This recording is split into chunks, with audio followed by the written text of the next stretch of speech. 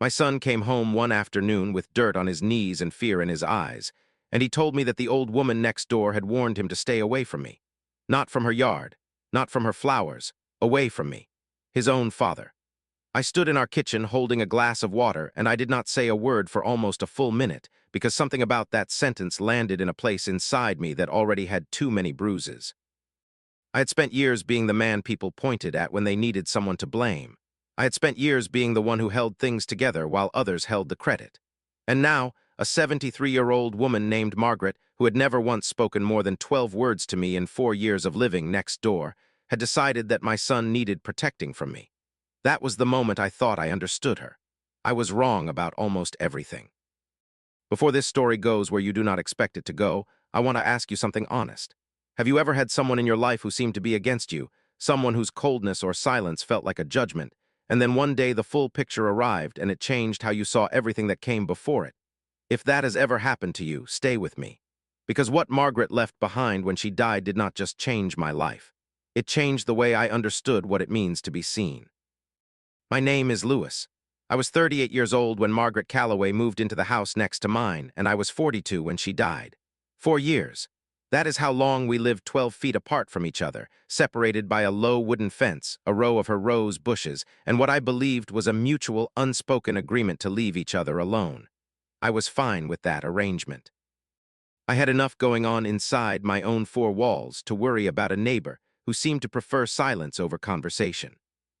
To understand why Margaret's warning about me shook something loose in my chest, you need to understand what my life looked like at that point. I was raising my son, Caleb, mostly on my own. His mother, my ex-wife Dana, had moved to another city 3 years earlier. She came back for holidays when it suited her schedule, and she called on Caleb's birthday without fail, but the everyday weight of raising a 7-year-old fell to me.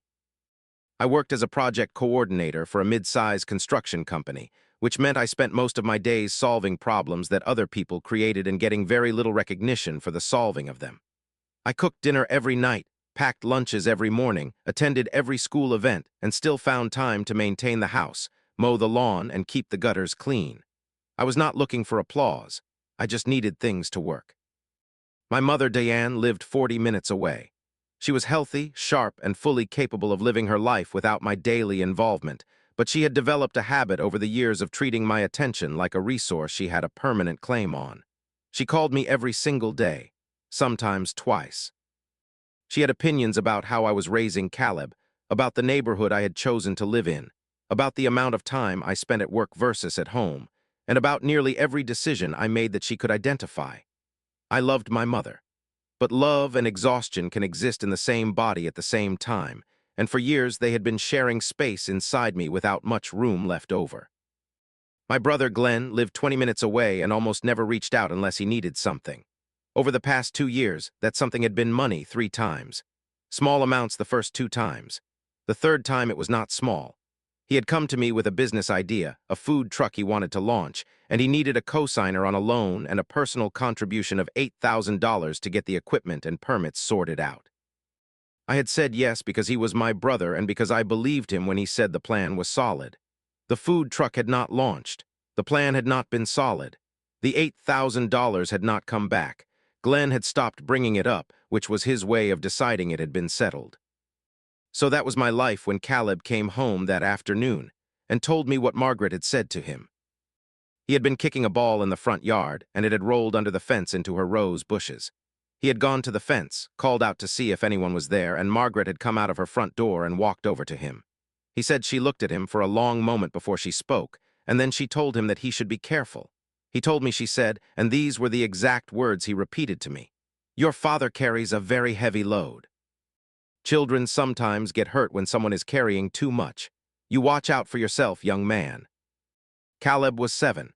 He did not fully understand what she had said, but children are sensitive to tone even when they miss meaning, and her tone had frightened him a little. He told me her voice was not mean. He said she did not seem angry. He said she seemed sad when she said it. But he had run back inside anyway and come to find me. I put down the glass of water and I walked out to the front yard. Margaret was still by the fence. She did not run when she saw me coming.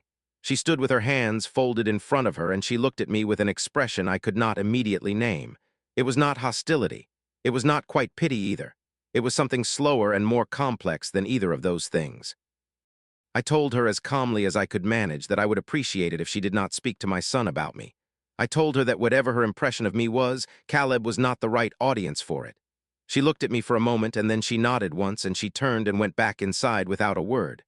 No apology, no explanation, no argument, just that single nod and her back retreating toward her front door. I went back inside furious. I made dinner. I helped Caleb with his reading homework. I put him to bed.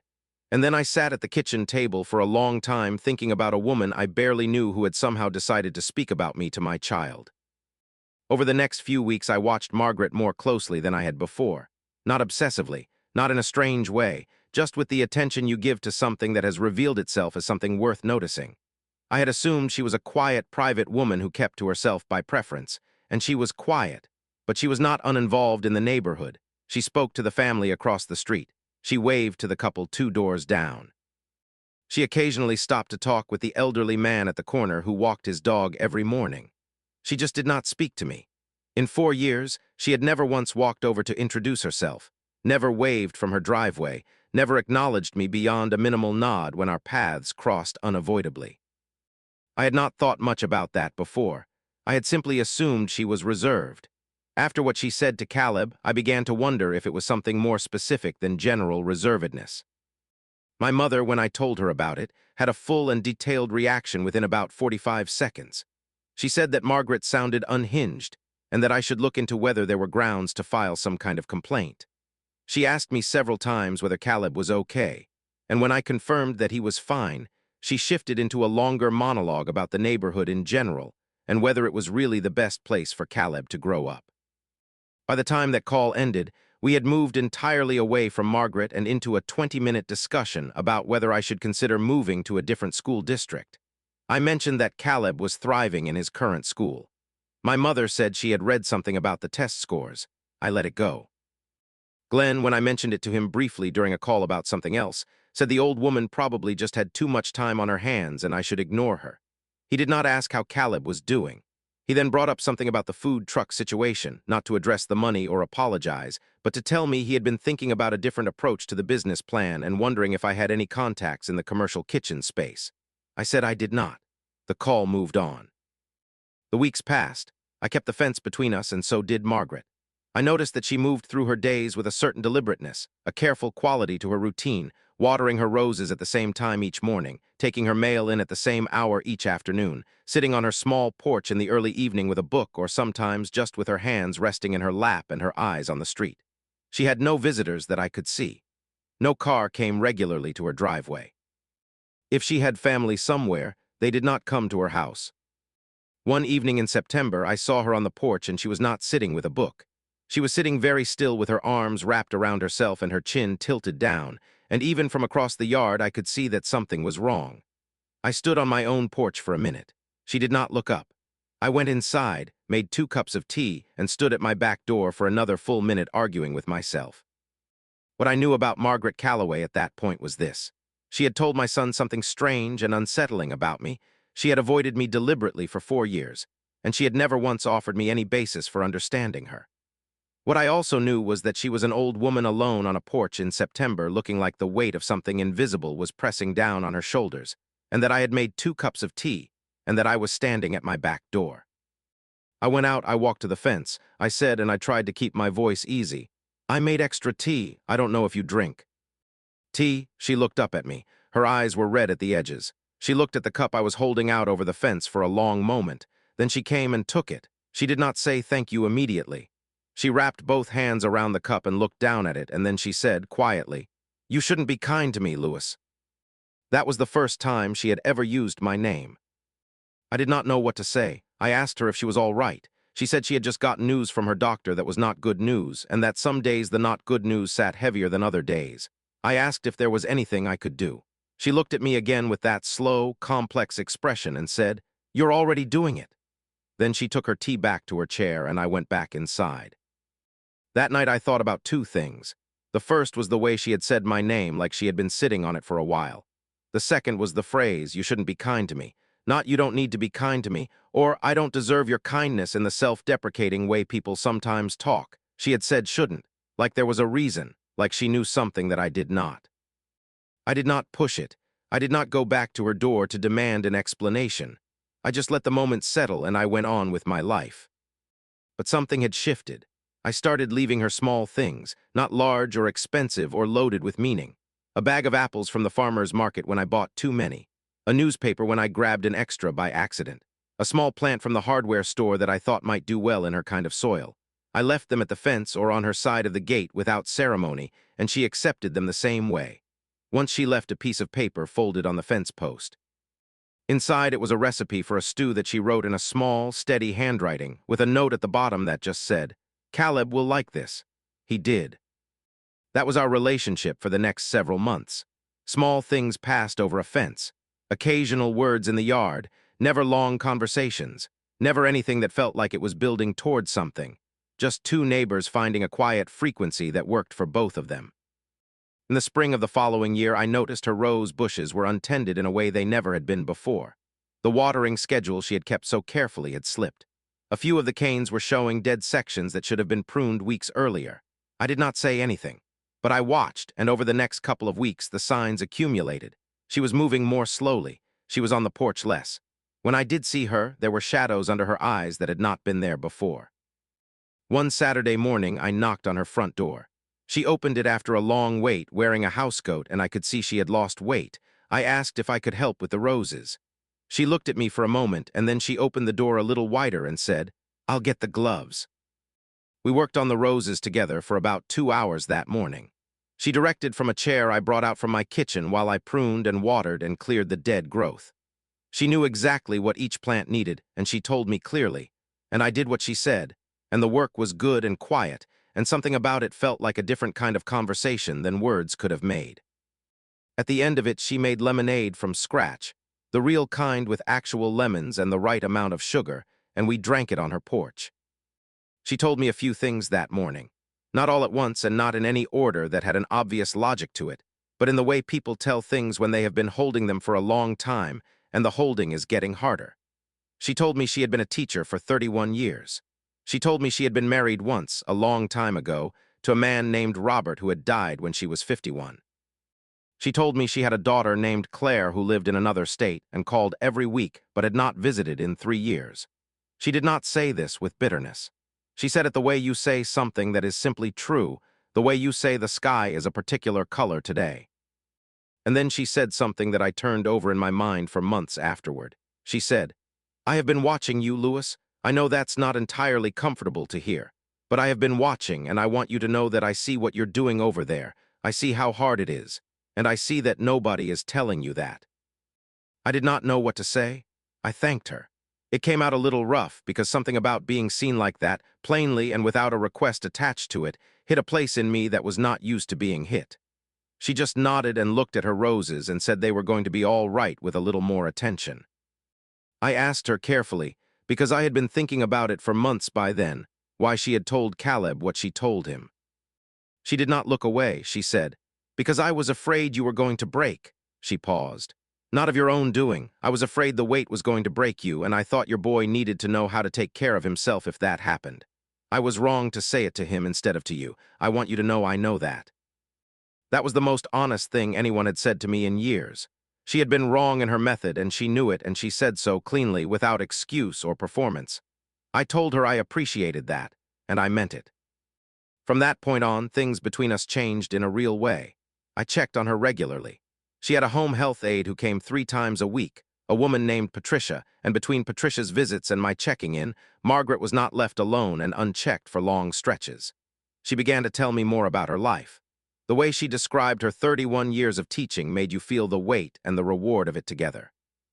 She talked about her students the way some people talk about children they raised, with a deep and particular pride. She talked about Robert with warmth and without performance, the way people talk about love when the love was real and the grief has had time to settle into something livable. She told me once, not looking at me but looking at the street, that the hardest thing about growing old was not the body slowing down.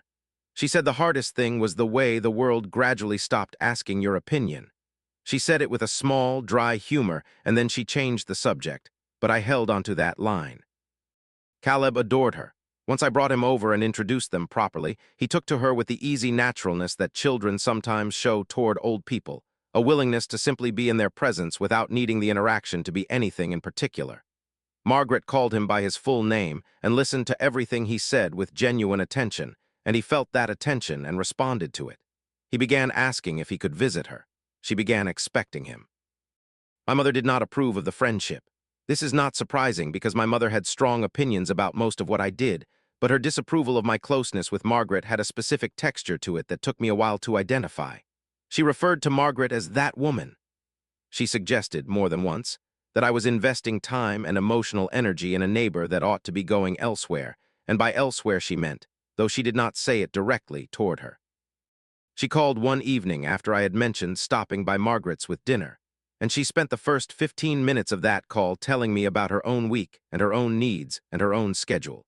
And when she finally asked about mine, she had already filled the space where my answer would go with her own follow-up question before I finished speaking. Glenn's response to the Margaret situation was indifference with a thin coat of mild mockery on top. He called her, "Your friend the ghost," once, referencing the fact that no one else in the neighborhood seemed to know her well, and I told him that description said more about the neighborhood than about Margaret, and he let it drop. Winter came, Margaret's health had its good weeks and its hard weeks. The condition her doctor had described, a progressive issue with her heart, was manageable but not fixable. She knew that. She talked about it with the same quality she brought to most serious things, directly and without drama, but also without pretending it was smaller than it was. She had arranged things, she told me. She had people who knew what she wanted. She had made her choices and put them in order. She asked me once during a hard week when she was tired and the tiredness showed, whether I had anyone I could truly count on. Not for practical things, she clarified, but for the actual inner life things. The things that cost something to carry. I was quiet for a moment, and she waited. I said I had Caleb, and she smiled and said that children need to receive more than they carry, and so that was not quite the same thing. I said I had friends from work, but our conversations stayed close to the surface most of the time. She nodded. I said there were moments with my mother, real ones, but they were surrounded by so much else that sometimes the real ones got lost. She nodded again. "What about Glenn?" she asked. She knew about Glenn from various conversations over the months. I said Glenn was my brother, and I loved him. She said that wasn't the question. I told her the truth. I said that Glenn needed more than he gave, and that I had accepted that as the dynamic between us, but that I did not always find it easy. She said, acceptance and peace are two different things, Lewis. You can accept something for a long time and still not be at peace with it. I sat with that. In February of that year, Margaret had a harder stretch. Her heart was giving trouble sleeping, and fatigue was wearing her down more than usual. Patricia picked up more hours. I increased my check-ins. Caleb drew her a picture of her roses, and I taped it to her refrigerator while she watched from her chair and smiled in a way that changed her whole face. It was during this stretch that I finally had a real confrontation with my mother about everything that had been building between us for years. It did not happen because of Margaret. It happened because of a school event. Caleb's school had a family showcase night, the kind of evening where children present projects and parents come to watch. It was on a Thursday. I had told my mother about it weeks in advance because she sometimes liked to come to Caleb's school things, and she had said she would try to make it. I had also told Dana, his mother, and Dana had said she would come. She had promised Caleb directly on a video call, and Caleb had lit up the way children do when a parent promises something. The night of the showcase, Dana did not come. She sent a text at 7 in the evening, 45 minutes before the event started, saying something had come up with her work and she was so sorry and she would make it up to Caleb. I read that text standing in a school parking lot and felt the familiar low-grade grief of watching someone I had once loved choose themselves in a way that landed on my son. My mother also did not come. She had called that afternoon and said she was not feeling well and could not drive. This was possible. But it was also the fourth event in a row that she had agreed to attend and then not attended. I said I understood. I took Caleb inside and we had a good night, and his project, a display about how bridges are built using information he had absorbed from listening to me talk about work for years, was excellent. His teacher told me he was one of the most curious students in the class. I watched him explain the engineering logic to another child's parent with confidence and clarity, and I felt that specific pride that fills the whole chest. But that night after Caleb was in bed, I called my mother back. I told her I had noticed a pattern. I named the 4 events. I told her that I was not angry about the illness, but I was having a hard time not noticing that this kept happening, and that Caleb noticed too, even if he did not say much. I told her I needed her to be honest with me about whether she was genuinely going to show up for things, because if she was not, I needed to stop preparing Caleb to expect her. My mother's response was to become hurt. She told me she did not feel well. She told me it was not fair of me to make her feel guilty when she was already struggling. She told me she did not always feel that I appreciated how hard it was to get around on her own. She shifted, within about 4 minutes, from being the person who had not come to the event into being the person who was being unfairly criticized. I had seen this move before. I had always backed down from it. This time I did not back down. I told her I heard that she was struggling and I cared about that. And then I said, "Mom, I need to say this. When Caleb expects you and you don't come, that is a cost. I'm asking you to take that cost seriously, not because I don't love you, because I do." And then I let the silence sit. She cried a little. She said she would try harder. I said I hoped so. We ended the call without resolution exactly, but with something different between us than there had been before. Something that felt like honesty where there had previously just been management. I told Margaret about that call the next day. She listened to the whole thing. When I finished, she said, "How did it feel?" I said it felt like I had finally said something true that I had been holding for a very long time and that the world had not ended. She said, "Most people find that out much later than they should." Spring came. Margaret's roses began again. She could not tend them herself anymore, but she directed and Caleb and I tended them for her, and she sat in her chair in the yard in the mild air and told us what to do. These were some of the better afternoons of that period of my life. Something about the simplicity of the work, the soil and the pruning and the light, and the presence of 2 people I had come to love in different but real ways, made the rest of the noise in my life quieter. In April, Margaret asked me to sit with her for a conversation she said she had been thinking about for a while. She asked Patricia to give us some time. Caleb was at school. We sat in her living room, which I had been in many times by then, a room full of books and careful objects, photographs arranged on a side table, a small painting of the sea above the fireplace. She told me she had spoken with her lawyer recently and made some changes to her affairs. She told me this in the direct way she told me most things.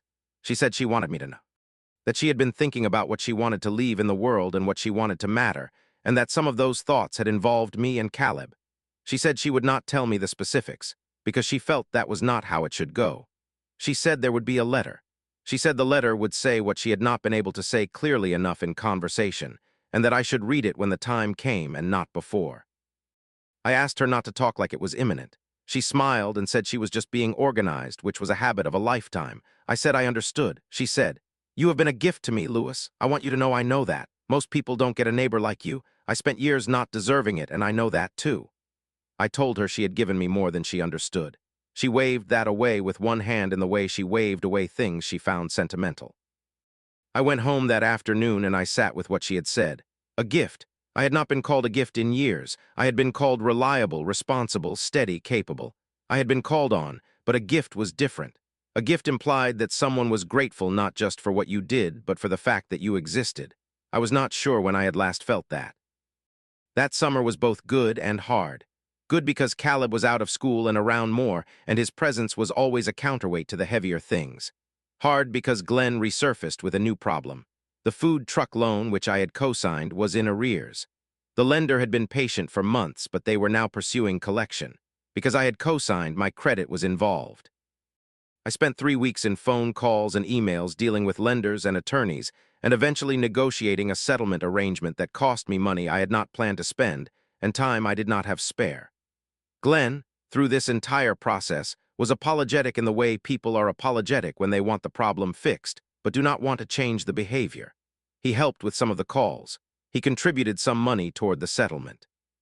But the organizing, the follow-through, the being present for the difficult conversations, that was mine, the way it had always been. I talked to Margaret about the Glenn situation during one of our porch evenings. She listened, and she did not immediately tell me what to do, which I had come to appreciate. She asked me instead what I thought the pattern was in my own words without her prompting. I laid it out as I saw it. Glenn had needs. Glenn brought them to me. I absorbed them. The situation normalized. Glenn returned. She nodded slowly and said, "And what do you want to do about that?" I said I wanted to figure out how to love my brother without funding his patterns. She said, "That's the beginning of something, Lewis. That right there is the beginning." In September, Margaret had a bad night. Patricia called me at 2 in the morning. Margaret had had a cardiac event. The ambulance came.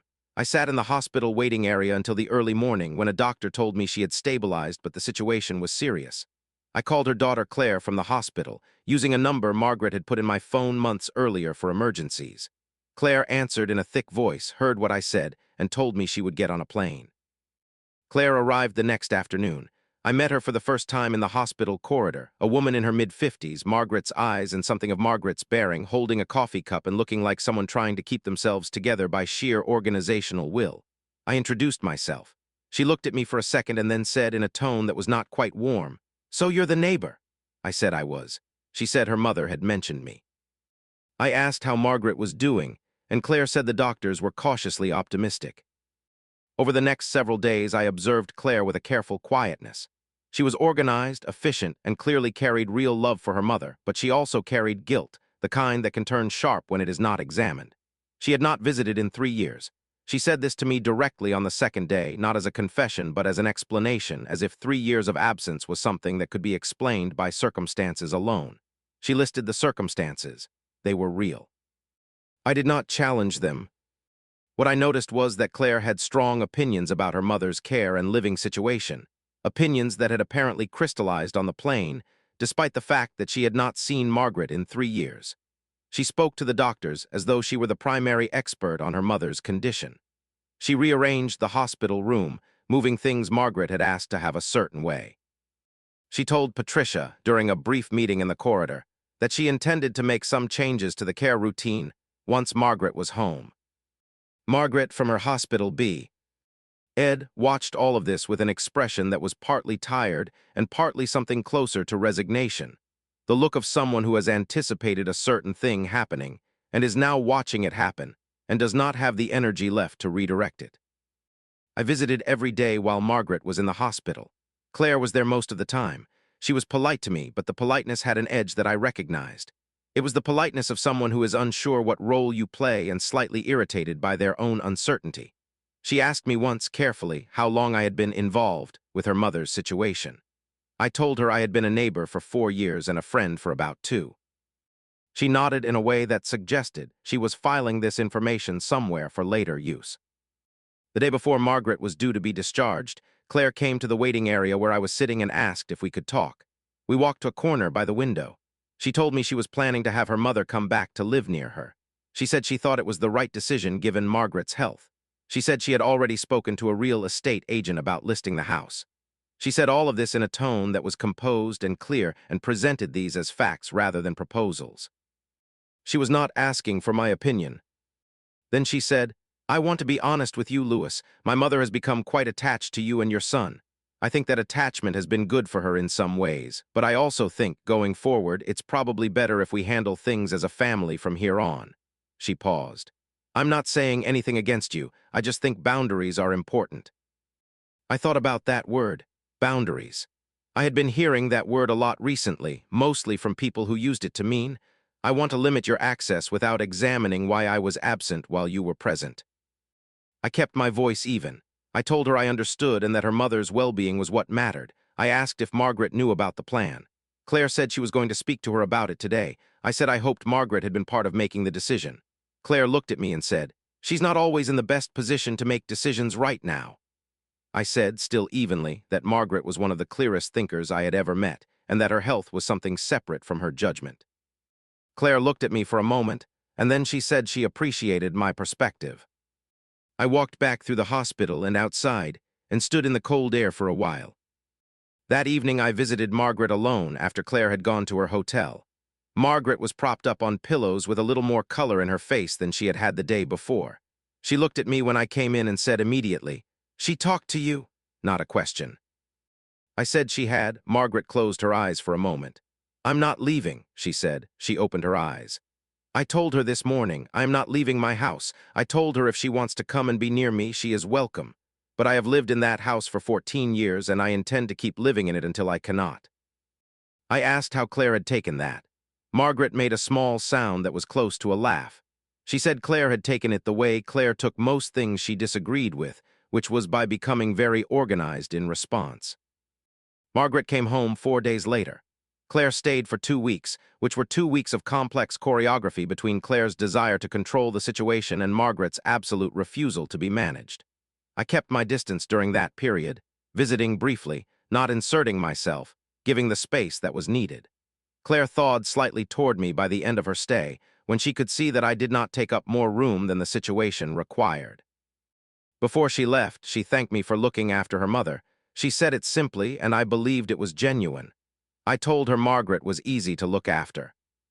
Autumn deepened. Margaret was weaker than she had been before the cardiac event, but she was back in her routine, adjusted to accommodate the new limits. Patricia was now there every day. The roses were put to bed for the winter. The porch evenings had moved inside to her living room, where we continued them by the electric fire with tea instead of lemonade. In November, Margaret told me she was working with her lawyer on something final. She said it with the kind of deliberateness that meant it was not a passing mention. She told me she was tired in a way that went deeper than usual, and that she was listening to what her body was telling her. She told me she was not afraid. She said she had had a full life, fuller in recent years than in some years that came before, and that was not nothing. She handed me a small card with her lawyer's name and number. She said, "When the time comes, call him. He'll be in touch before you would need to call anyway, but I want you to have this." I took the card. She said, "Read the letter, Lewis. Don't let anyone tell you not to." I did not know then how close the time was. She died in December. It was a Tuesday morning early while Patricia was there. Margaret had not woken up from sleep. Patricia called me at 6:45, and I sat down on my kitchen floor when she told me, because my legs simply decided the floor was where we needed to be for a moment. Caleb was still asleep. I sat on the kitchen floor for about 4 minutes, and then I stood up and began doing the things that needed to be done. The funeral was small, as Margaret's life in the neighborhood had been small. Claire came with her husband and one of her adult children. Patricia was there. A few people from the neighborhood who had known Margaret in her earlier years in the community. A woman who had been a fellow teacher at the school where Margaret had spent her career, who cried quietly through the entire service and held a handkerchief to her mouth. 2 of Margaret's former students, now adults, who had found out through a mutual contact and driven several hours to be there. And then near the end, a man came in who I did not recognize. He was in his 60s in a dark suit carrying a briefcase. He found a seat near the back.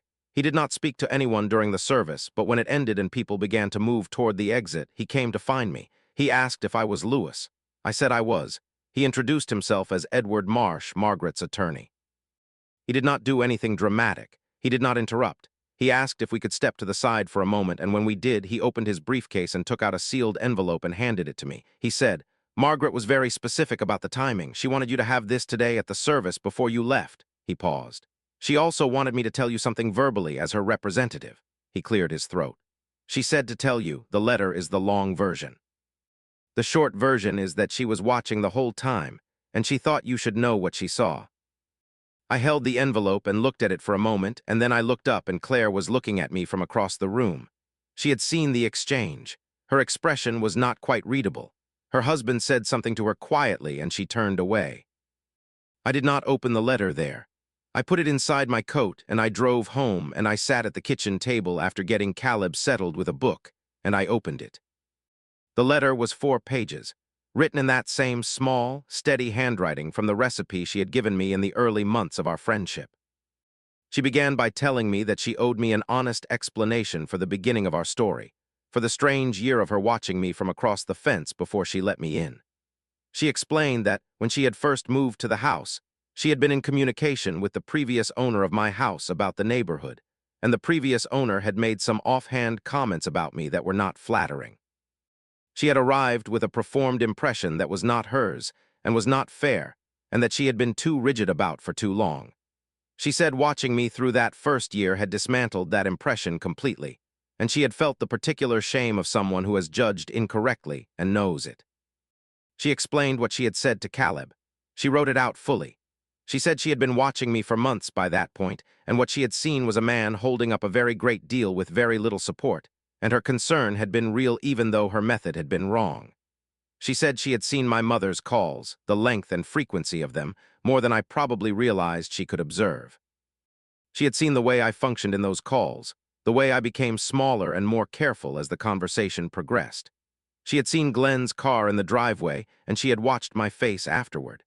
She had seen me pack Caleb's lunches every morning at the kitchen window, and she had seen me do it with the same care on the days I looked exhausted as on the days I looked fine.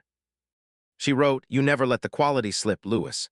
Even when you were running on empty, you never let the quality slip for that boy.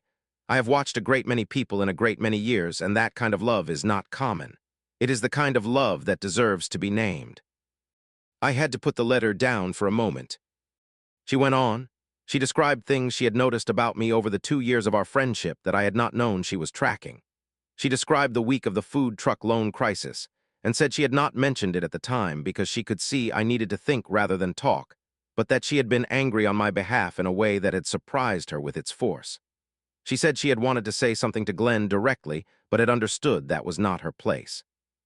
She described the call I had with my mother after the school showcase, which I had told her about the next day.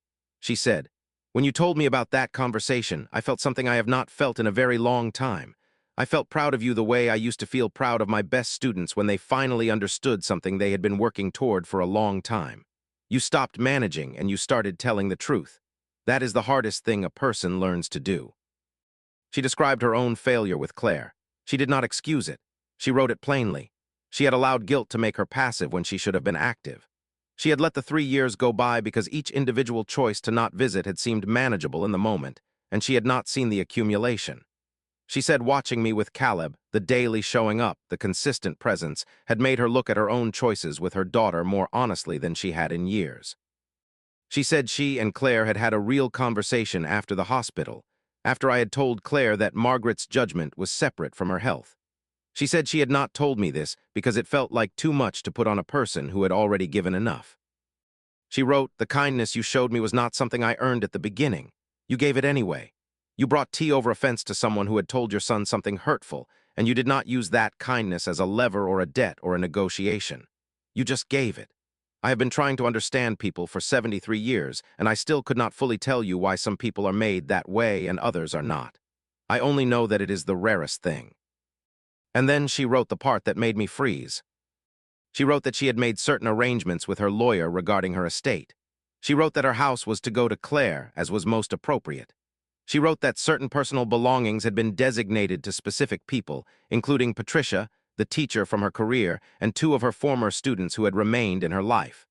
But she had also established, some months earlier, a separate arrangement. She had a savings account, separate from her primary estate, that she had been building over the years for a specific purpose. She had never found the right purpose until she met us. She wrote, "I am leaving that account to Caleb, Lewis.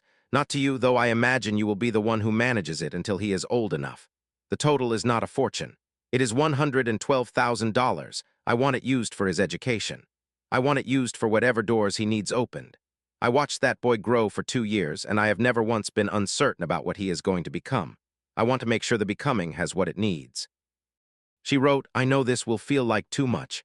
I know you will want to say it is not right or not necessary or that you cannot accept it. I want to tell you clearly, with all the clarity I have left, this is what I want. This is the use I have chosen for my years of saving toward a purpose I had not yet identified. I identified it when a 7-year-old boy handed me a drawing of my roses and told me very seriously that he had colored them from memory because he wanted to get them exactly right. Use it well." I sat at that kitchen table for a very long time. I read the letter 3 times. The 4th page was a final paragraph. She wrote, "I want to say one more thing, and then I want you to put this letter somewhere safe and go on with your life in the way I have watched you go on with it, which is with more grace than you have probably ever been given credit for. I want to say that you were right about one thing you told me early on about your brother and your mother and the way you are made. You told me you were not sure if your capacity for loyalty had been an asset or a liability in your life. I want to tell you, it is the asset. The liability was never the loyalty. The liability was the silence around it, the not naming of what you were giving and what you needed in return. You learned to name it. That is the whole story. That is all of it. Goodbye, Lewis. Take care of those roses." I went to Caleb's room. He was still reading. He looked up at me and said I looked funny. I said I was fine. I sat on the edge of his bed and asked him to tell me about his book, and he did, and I listened to every word. The days after Margaret's funeral had layers to them that came at different times. Claire called me about a week later. Her tone was different from any tone she had used with me before. It was softer. She said that Edward Marsh had informed her of the full details of her mother's estate, including the arrangement for Caleb. She was quiet for a moment, and then she said, "My mother trusted you, Lewis. I want you to know that I understand now why she did." She paused. "I'm sorry it took me this long to see it." I told her that Margaret had loved her and Dee never stopped, and that the 3 years had been something they had worked through together before the end. Claire was quiet for a moment, and then she said thank you in a voice that had gone a little uneven. My mother, when I told her about Margaret's passing and about the letter and the arrangement for Caleb's future, had a response that I had not fully predicted. She was quiet for longer than usual, and then she said, "She saw things in you, didn't she?" It was not quite a question. I said she had. My mother was quiet again. Then she said in a smaller voice, "I don't always do that right, Lewis, the seeing." I told her I knew. She asked if we could have dinner, the three of us, that weekend. I said yes. Glenn called to express condolences, which I appreciated. He did not bring up money or the food truck or any new plan. He just called to say he was sorry and to ask how I was holding up. It was a short call, but it was the right call. I told him I was managing. He said to let him know if he needed anything. I said I would. I went back to Margaret's fence a few days after the funeral. Claire had not yet made any decisions about the house. The roses were there, put to bed for winter, the canes tied, and the soil mulched the way I had done it with Margaret's direction in October. They were going to come back in spring. I knew how to take care of them now. She had made sure of that. I thought about what she had written, that the liability was never the loyalty but the silence around it. I had been turning that over since the night I read it. There was truth in it that went further than just the 2 years of our friendship. It went back further. It went back to a version of me that had decided somewhere along the way that the safest way to keep people close was to ask very little and give a great deal, and hope the balance would eventually even itself out. That balance had not evened. And I had not named it, not for a long time, because naming it felt like the risk of losing what little I had. But what I had was not always what I had told myself I had. And Margaret, who had watched me through a fence for months before she let me see her watching, had known that long before I did. Edward Marsh called me the following week to go through the formal process of the account arrangement and the documentation for Caleb's fund. It was handled with care and precision, and exactly as Margaret had specified. The money would sit in a managed account until Caleb came of age, with the provisions Margaret had outlined. I signed the documents with a steadiness that surprised me, because inside I felt the full weight of what it meant for someone to see your child the way Margaret had seen mine, and decide that his future was worth something real and lasting. I did not tell many people about the arrangement. I told the people who needed to know for practical reasons. I told Caleb, in terms suited to a 7-year-old, that our neighbor had loved him and had left him a gift to help with his education one day. He thought about this for a moment, and then asked if the roses were going to be okay without her. I told him we were going to look after them. He nodded with the gravity of someone accepting a real responsibility. My mother showed up that Saturday for dinner with a dish she had made from scratch, something she had not done in years. She played with Caleb after dinner in a way that was less careful and more present than I had seen from her in a long time. When she left, she hugged me at the door and held on a second longer than usual, and I let her, because some things take time and the time had begun. Glenn called twice in the following months with no agenda other than to check in. I do not know what changed in him or whether it would last, but I noted it. The noting was enough for now. The world did not transform overnight. The weight of my life did not become suddenly light, but something had shifted in me that was not going to shift back. Margaret had named it, and now I knew the name.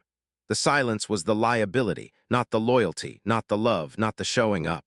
Those were never the problem. The problem was the years of giving without language, of hoping to be seen without saying, "Look at me. Look at what I am carrying. Look at what I need in return." I was learning to say it, slowly, imperfectly, with the hesitation of someone who is used to a different way. But I was learning. In the spring, the roses came back. I was there when the first cane put out new leaves, a small green flag on a woody stem, and I stood there in the thin April light and felt something that I can only describe as the feeling of being at the beginning of a thing that has already cost you enough to matter. Caleb came out and stood next to me and looked at the roses and said they looked good. I told him they did, He asked if we could plant something new in the corner where the old dead bush had been removed. I said that was a good idea. He said he wah. And Ted something that came back every year. I said that was exactly the right instinct.